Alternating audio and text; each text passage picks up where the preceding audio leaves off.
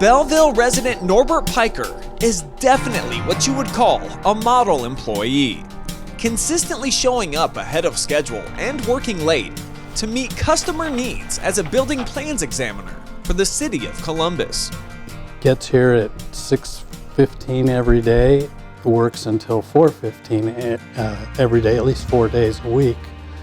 And so he's just got an incredible work ethic. You have the drawings on your desk? Yeah, I have it on the desk. Okay, what are the issues? He's a very diligent, very hard worker. His customer service is great. You know, local architects and engineers, they praise him a lot. That's because Peiker has over 5 decades of experience working as an architect. MEP, they have a separation like this. Developing major projects both internationally and right here at home within the state of Ohio. Was educated in Germany and came over when he was a young man and got right to work with a firm. He's had his own firm, has had a lot of experience, and that's one of the things that he brings to the table as far as his knowledge. You know, he's been in this business for many, many years, I think 50 plus years. So he was the president of a very large architecture firm. So he understands what architects and engineers in private practice go through, and the way he interacts with them.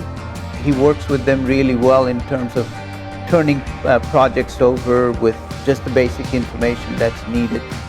But perhaps most impressive about Peiker's illustrious career is his intense dedication still today at the age of 79, working the maximum amount of hours he's allowed each week and beyond to ensure every detail is calculated just right. His work ethic is at the top. He's going to put in as many hours as he needs to get a project done. That's the example, good work ethic. Any meetings that we have, he's always energetic and offers information that's valuable to the meetings to move things forward. Strong work ethic, like I said, always willing to help co-workers and help people out. Which is no surprise when you reflect on his years as a competitive marathon runner, training vigorously and strategically to enjoy a successful career. He then passed down his knowledge and work ethic in the sport to his wife Barbara, who still competes as one of the top runners in the world at her age classification. But not long after Norbert and Barbara tied the knot, they discovered something at the sport's biggest event that would change their lives forever moving forward. 2.5 years after we got married, we ran Boston. It was the 100th Boston, and my time was totally off. Coming back from Boston, 3 weeks later I ran the Revco Marathon. I did better, but my time was off. So I said, either I'm getting too old, because at the time I was 55 going on 56, or something is maybe just not right with my training anymore. Well, the annual physical brought a surprise. The surprise was that I was stage 3 cancer. At age not quite 56, married for 2.5 years, it was a shocker. We knew we had a new challenge ahead of us, and Barbara had actually more guts than I am and mustered much more strength than I did at the moment, because I was shocked. And she said, listen, we conquered the running world very successfully. Now let's fight this cancer. And that was 23.5 years ago. After more than 2 decades of battling his disease, Norbert admits he struggles with constant pain, refusing to take any medication that could affect his mental ability to work for the city. He's also well aware that he continues to defy the odds and strongly believes that his journey has not yet met its end. I can be dead tomorrow. It could be in a few weeks, it could be a few months. Maybe God is not done with me and has work for me to do, which I maybe not even have thought about it yet. That's the prognosis. this is where I stand. This is what I would like to see and what I like to encourage other cancer patients to do. So many cancer patients around me now have parted this earth. Some have almost identical cancer and have died with PSA readings of 300 and so on, while my readings reach close to 3,000 right now.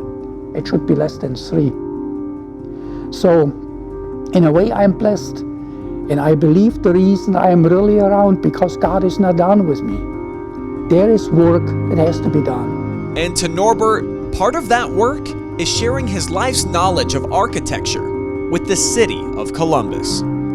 He works part-time and he's here 39 hours a week. If you can imagine, that's just 1 hour short of full-time. He's glad to have this opportunity to come here, gives him a sense of purpose. The city of Columbus is very happy and grateful to provide that sense of purpose to him. As he tells us that it has made a big difference in how he looks at life and how he's able to cope with his health challenges, and we are grateful to be a part of that. Puts things in perspective. You know, you get up to come to work every day and you have normal hurdles to overcome. Imagine fighting a disease that's trying to, claim you. That's extra motivation for those who observe that, to put things in perspective. Peiker is certainly an inspiration for all of those who have had the opportunity to work with him. But his struggle is still very real on a day-to-day basis, even if Norbert won't allow it to interfere with his work.